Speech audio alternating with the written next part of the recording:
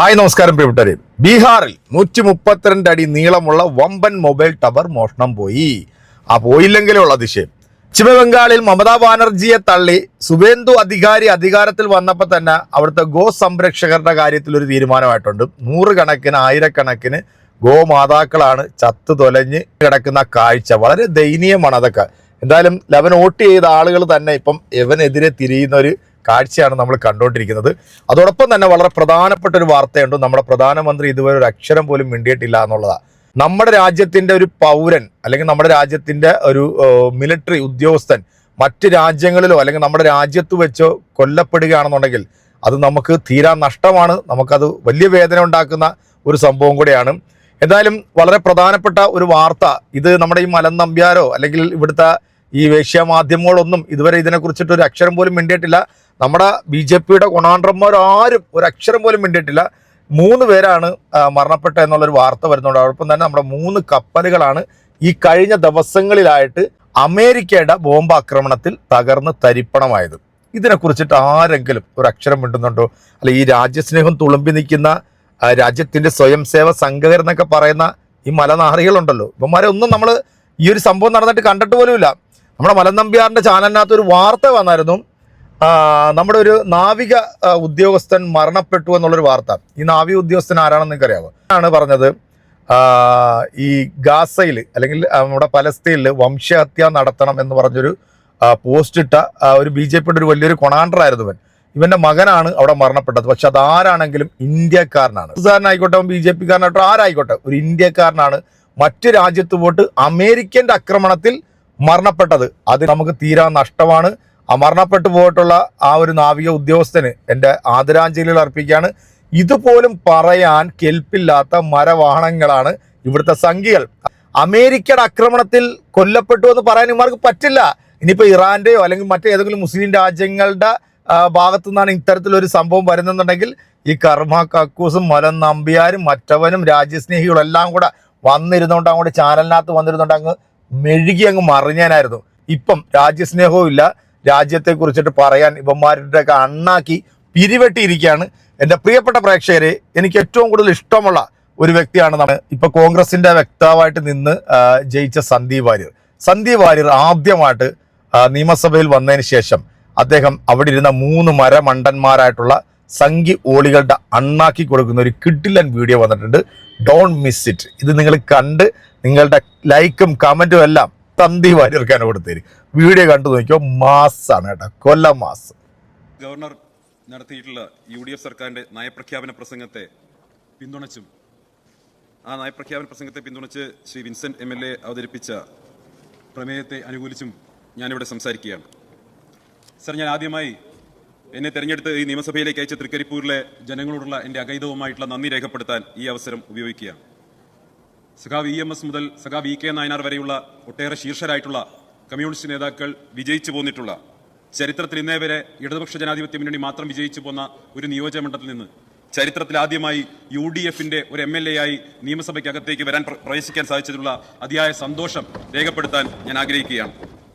കഴിഞ്ഞ 10 വർഷക്കാലത്തെ ഭരണത്തിന്റെ മികവ് തന്നെയാണ് തൃക്കരിപ്പൂര് പോലെയുള്ള ഒരു മണ്ഡലം പോലും നിങ്ങൾക്ക് നഷ്ടപ്പെടാൻ ഇടയാക്കിയത് എന്ന തിരിച്ചറിവാണ് നിങ്ങൾക്ക് വേണ്ടത്.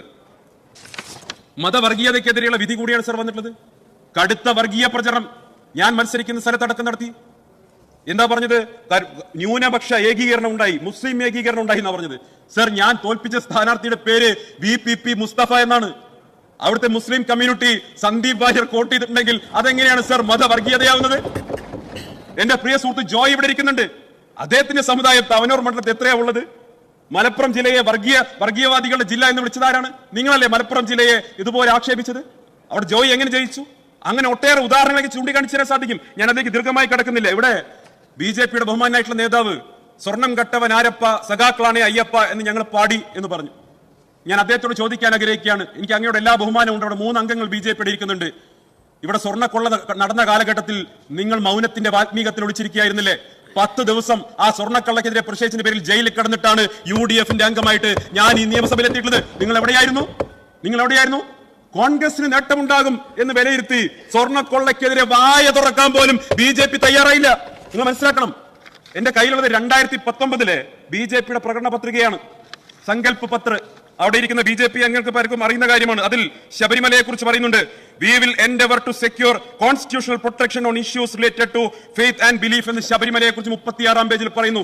2019 പത്തനംതിട്ടയിൽ വന്ന് ബഹുമാനപ്പെട്ട പ്രധാനമന്ത്രി ഗുജറാത്തിയിൽ സ്വാമിയെ ശരണമയ്യപ്പ എന്ന് വിളിച്ചു പോയതല്ലാതെ ഞാൻ ചോദിക്കട്ടെ, എന്തേ നിങ്ങൾ ഭരണഘടനയിൽ പരിഷ്കാരം കൊണ്ടുവന്ന് ശബരിമലയെ സംരക്ഷിക്കാൻ ശ്രമിച്ചില്ല? എന്നോട് അതിന്റെ ന്യായീകരണം പറയണ്ട. നിങ്ങൾ ബഹുമാനായിട്ടുള്ള NSS ജനറൽ സെക്രട്ടറി ഒന്ന് ബോധ്യപ്പെടുത്താൻ മതി. അദ്ദേഹം പറയുന്നുണ്ടോ, NSS പറയുന്നുണ്ടല്ലോ, നിങ്ങൾ കൊടുത്ത വാഗ്ദാനം പാലിച്ചില്ല. ശബരിമല എന്നത് BJPയുടെ പൊളിറ്റിക്കൽ ടൂൾ മാത്രമാണ്. ശബരിമല എന്നത് BJPയുടെ എക്കാലത്തെയും വലിയ പൊളിറ്റിക്കൽ ടൂൾ മാത്രമാണ്. നിങ്ങൾക്ക് അയ്യപ്പനിലോ ശബരിമലയിലോ ഒരു വിശ്വാസമില്ല. ഞങ്ങൾ തമ്മിൽ എന്തോ ഡീൽ, BJPയും UDF ഡീലെന്നാ പറയുന്നത്. എന്ത് ഡീല്? ഞാൻ ഒരു കാര്യം പറയാം, UDF സർക്കാർ ഒരു കാലത്തും BJPയുമായി ഡീൽ ഉണ്ടാക്കാൻ ഒരു പാലവും പണിയില്ല എന്ന ഉറപ്പ് ഈ കേരളത്തിലെ ജനങ്ങൾക്കുണ്ട്. ഒരു ബ്രിഡ്ജും ഞങ്ങൾ ഉണ്ടാക്കില്ല. ആരാണ് ബ്രിഡ്ജ് എന്ന് സഭയ്ക്കകത്ത് പറഞ്ഞത് നമുക്കറിയാലോ, അവര് വോട്ട് ചെയ്തത്. അതുപോലെ തന്നെ UDF സർക്കാർ നയിക്കുന്ന ഒരു പരിപാടിയിലും യോഗി ആദിത്യനാഥിന്റെ ആശംസാ സന്ദേശം വായിക്കില്ല എന്ന ഉറപ്പ് കേരളത്തിലെ ജനങ്ങൾക്കുണ്ട്. അതുകൊണ്ടാണ് ഞങ്ങൾക്ക് വോട്ട് ചെയ്തിട്ടുള്ളത്. ഇവിടെ നീറ്റ് എക്സാമുമായി ബന്ധപ്പെട്ട് ചില കാര്യങ്ങൾ പറയേണ്ടതുണ്ട്. നമ്മുടെ വിദ്യാർത്ഥി സമൂഹം വലിയ ആശങ്കയിലാണ്. ബഹുമാനപ്പെട്ട കഴക്കൂട്ടം അംഗത്തെ വിളിച്ച് ആശംസ അർപ്പിക്കാൻ മനസ്സ് കാണിച്ചിട്ടുള്ള നമ്മുടെ കേന്ദ്രത്തിലെ വിദ്യാഭ്യാസ വകുപ്പ് കൈകാര്യം ചെയ്യുന്ന മന്ത്രി പക്ഷേ നീറ്റിന്റെ എക്സാമിൽ വിഷമം അനുഭവിച്ചിട്ടുള്ള അവിടുത്തെ ആത്മഹത്യ ചെയ്യപ്പെട്ട കുടുംബാംഗങ്ങളെ ഒന്ന് വിളിക്കാൻ പോലും മനസ്സ് കാണിച്ചിട്ടില്ല. പക്ഷേ ധർമ്മേന്ദ്രജി കഴക്കൂട്ടം അംഗത്തെ വിളിച്ച് ആശംസ അർപ്പിക്കുന്നത് നമ്മൾ കേട്ടു. ദയവ് ചെയ്ത് കഴക്കൂട്ടം അംഗം ഒന്ന് വിളിച്ച് പറയണം ധർമ്മേന്ദ്രജിയോട്, ഈ പണി പറ്റില്ലെങ്കിൽ ഒന്ന് ഇറങ്ങിപ്പോണം. ഇതാണ് ഈ രാജ്യത്തെ ജനങ്ങൾ ആവശ്യപ്പെടുന്നത്, കുട്ടികൾ ആഗ്രഹിക്കുന്നത്. എന്തായാലും കഴക്കൂട്ടം അംഗം കുട്ടികൾക്ക് മിഠായി വാങ്ങി ഇങ്ങനെ മേശപ്പുറത്ത് വെതറി കൊടുക്കുന്നത് കണ്ടു. സന്തോഷം. കഴിഞ്ഞ 10 വർഷക്കാലം അല്ല കുറെ വർഷങ്ങളായിട്ട് സ്വന്തം പാർട്ടി പ്രവർത്തകർക്ക് ഒരു കോലുമിഠായി പോലും വാങ്ങിക്കൊടുക്കാത്ത അംഗം നിയമസഭാംഗമായതിനു ശേഷം കുറച്ചൊക്കെ മനസ്സ് നൈർമല്യം വന്ന് മിഠായികൾ ഇങ്ങനെ മേശപ്പുറത്തെങ്കിലും ഇടാൻ തുടങ്ങിയല്ലോ. അത് തന്നെ നല്ല മാറ്റമായി ഞാൻ കരുതിയാണ്, ജനാധിപത്യത്തിന്റെ സൗന്ദര്യമായി കരുതുകയാണ് എന്ന് മാത്രം പറഞ്ഞുകൊണ്ട് ഈ സർക്കാരിന്റെ നയപ്രഖ്യാപനത്തെ പൂർണ്ണമായും പിന്തുണച്ചുകൊണ്ട് എന്റെ വാക്കുകൾ ഉപസംഹരിക്കുന്നു. കൊടുക്കുകയാണെങ്കിൽ ഇങ്ങനെ വേണം കൊടുക്കാൻ. ഒരു പുലിക്കുട്ടി തന്നെയാണ് സന്ദീപ് വാര്യർ എന്നുള്ളതിൽ ഒരു സംശയമില്ല. വർഗീയ രാഷ്ട്രീയം വെടിഞ്ഞ് മതേതര പ്രസ്ഥാനത്തിന്റെ ഭാഗമായി CPM ഭരിച്ചുകൊണ്ടിരുന്ന ഒരു സ്ഥലത്തു നിന്നാണ് നമ്മുടെ സന്ദീപ് വാര്യർ വിജയിച്ചു കയറിയത്. അത് അവിടുത്തെ ജനങ്ങൾ അദ്ദേഹത്തിന് നൽകിയിട്ടുള്ള ഒരു അംഗീകാരം അല്ലെങ്കിൽ അദ്ദേഹത്തിലുള്ള ഒരു വിശ്വാസമാണ്. കാരണം ഒരു വർഗീയ രാഷ്ട്രീയം വിട്ട് അദ്ദേഹം മതേതര പ്രസ്ഥാനത്തിന്റെ ഭാഗമായി ആ 2 വർഷം UDFൽ അദ്ദേഹം നിൽക്കുന്ന സമയത്ത് അദ്ദേഹം ജനങ്ങളുമായിട്ട് ഇടപഴകിയതും അതിലെ ജനങ്ങൾ കണ്ടതാണ്. എന്തായാലും 3 സംഘപരിവാർ പ്രസ്ഥാനത്തിന്റെ ആൾക്കാരാണ് ഇപ്പോൾ നിയമസഭയിലുള്ളത്. ഈ കഴിഞ്ഞ ഒരാഴ്ചക്കുള്ളിൽ എത്ര ക്ഷേത്രങ്ങളിലാണ് BJP പ്രതിനിധികളും BJPയുടെ സ്ഥാനാർത്ഥിയായിട്ട് മത്സരിച്ചവരൊക്കെ മോഷണം നടത്തിയെന്നുള്ളതിന്റെ വാർത്തകളെല്ലാം നമ്മൾ കണ്ടല്ലോ അല്ലെ. ഇതിനെക്കുറിച്ചിട്ട് ഒരു അക്ഷരം മിണ്ടാൻ ഈ പറയുന്ന സംഘപരിവാർ അല്ലെങ്കിൽ ഈ എന്താ പറയുക ക്ഷേത്ര സംരക്ഷകർ എന്ന് പറയുന്ന ഇവന്മാർ ആരെങ്കിലും നമ്മൾ എവിടെയെങ്കിലും കണ്ടോ? അപ്പം ഇതൊക്കെ ജനങ്ങളുടെ കണ്ണിൽ പൊടിയിടാൻ വേണ്ടി അല്ലെങ്കിൽ ഈ ജാതി പറഞ്ഞ് വോട്ട് പിടിച്ച് അധികാരത്തിൽ കയറാൻ വേണ്ടി ഇവന്മാർ നോക്കിക്കൊണ്ടിരിക്കുക. പക്ഷെ ഇത് കേരളമാണ്. ഇത് കേരളത്തിലെ ജനങ്ങൾ എന്താ പറയുക, ഭൂരിപക്ഷം വരുന്ന ജനങ്ങളും അവര് തലയ്ക്കകത്ത് തലച്ചോറാണ്. നിന്റെയൊക്കെ തലയ്ക്കകത്തിരിക്കുന്ന ചാണകമല്ലാത്തത് കൊണ്ട് മാത്രമാണ് നിന്നെ പോലുള്ളവന്മാരെ ഒന്നും കേരളത്തിന്റെ പൊതുസമൂഹം അംഗീകരിക്കാതെ. പിന്നെ 3 കിട്ടിയതിന്റെ ഗുണവധാരമൊന്നും പറയണ്ട, അത് തമ്മിത്തല്ലി അത് കിട്ടിയതാണ് എന്നുള്ളത് നമുക്ക് എല്ലാവർക്കും നന്നായിട്ട് അറിയാം. എന്തായാലും എൻ്റെ വാര്യർ കൊടുത്ത ഈ ഒരു മറുപടി അത് നിങ്ങൾക്ക് ഇഷ്ടപ്പെട്ടിട്ടുണ്ടെങ്കിൽ നിങ്ങളുടെ കമന്റുകൾ അറിയിക്കുക. അതോടൊപ്പം തന്നെ നമ്മുടെ രാജ്യത്തിന്റെ ഒരു നാവിക ഉദ്യോഗസ്ഥൻ മരണപ്പെട്ടിട്ട് ഈ സംഘി എന്ന് പറയുന്ന ഈ വേട്ടാവളിയന്മാരുണ്ടല്ലോ, രാജ്യത്തിന് വേണ്ടി കുരയ്ക്കുന്ന സ്വയം സേവ സംഘർ ഒരൊറ്റൊരുത്തിനെ കണ്ടിട്ടില്ല. എൻ്റെ കമന്റ് ബോക്സ് വന്നിട്ട് കമന്റ് ഇടുന്ന ഊളകളെ, നീയൊക്കെ ഇതിന് കൃത്യമായിട്ട് കമന്റ് ഇടണം കേട്ടോ. നീയൊക്കെ ഇതിന് കൃത്യമായിട്ട് കമന്റ് ഇടണം. ഇട്ടില്ല എന്നുണ്ടെങ്കിൽ ആണും പെണ്ണും കെട്ട ഷണ്ടന്മാരാടാ നീ എന്നൊക്കെ ഞാൻ വീണ്ടും പറഞ്ഞുകൊണ്ടിരിക്കും. അപ്പോൾ അടുത്തൊരു വീഡിയോ കാണാം. ബൈ.